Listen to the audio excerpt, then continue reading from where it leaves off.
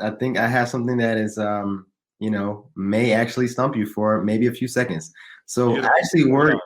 yeah, so I actually work for a company called Sonic Automotive, Okay. and it is a car dealership. And so my job is to take their leads from like it's a huge company. It's like the fourth largest in America, and so they have maybe like 11 dealerships, and they have leads, right? And my job is to from my central location call people from all across the country and kind of answer the kind of talk to them and get them into the door into the dealership. But as So we know so now, just to understand, right, your job is to call back the web leads. Someone fills out a form online, and you correct, call them back from instantly, central, right, and you from a central location. Your job is to get them to go for a test drive or show up at the right. dealer.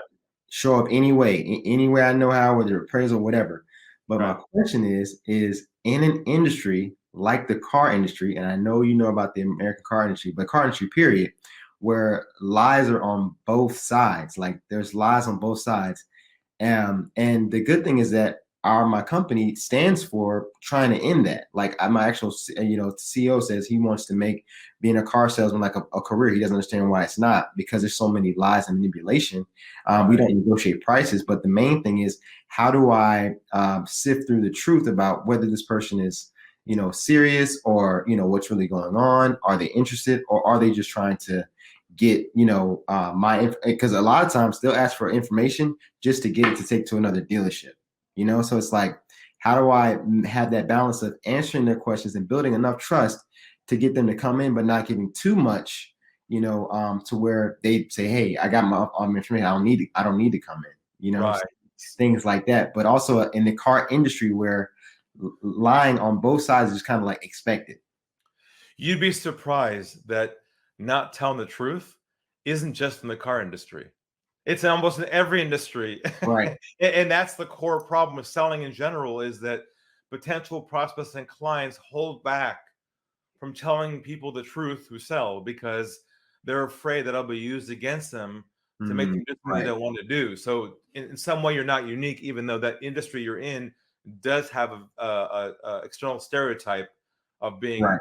mistrust worthy. But I'll tell you right now that almost every industry that sells something has the same issue as you, which is why my mission is to help people with this concept. But walk me through a little bit about walk me through a typical phone call. Like, how does it go? Like, when you call them back, what do you say on the phone? How do you begin the call? Walk me through an actual scenario. Yeah, so okay, so for example, I will get a lead will pop up, a hot opportunity, right? And they'll say what vehicle that they're interested in, and also I even have like how far they are away from the dealership, all Yeah. these things, right? And maybe their email, maybe not. And so I give them a call. Yeah. Like a lot, sometimes they answer, sometimes they don't. But then I'll say, hey, such and such. Let's role play for a second. So let's Okay. just say I'm Yeah. the lead and you're calling me, and I pick the phone. I say hello. Okay, yeah. Hey Ari, this is Jalen from BMW Nashville. Did I catch you at a bad time? All right, stop. When you say, "Did I catch it at a bad time?" Yeah, The only people that do that are salespeople. right.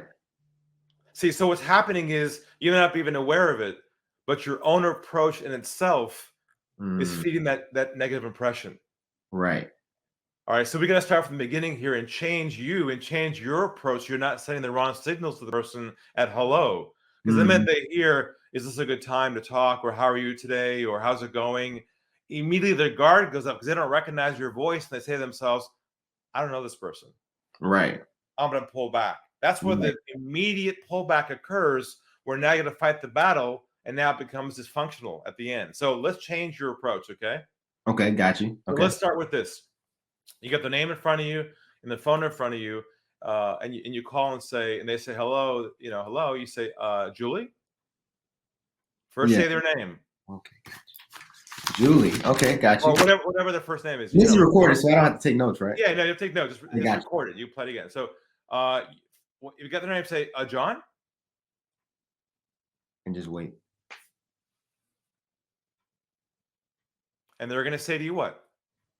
Yes. Great. Oh, yes. That's called a two-way dialogue at hello. That's how you create a connection with somebody. You don't say, hi, my name is, I'm with, how are you today? You're dead at hello. That's the problem. Because Ah, got the you. stereotype just comes out right away. You got to change your approach at hello to build trust. When you say, Mike, Right.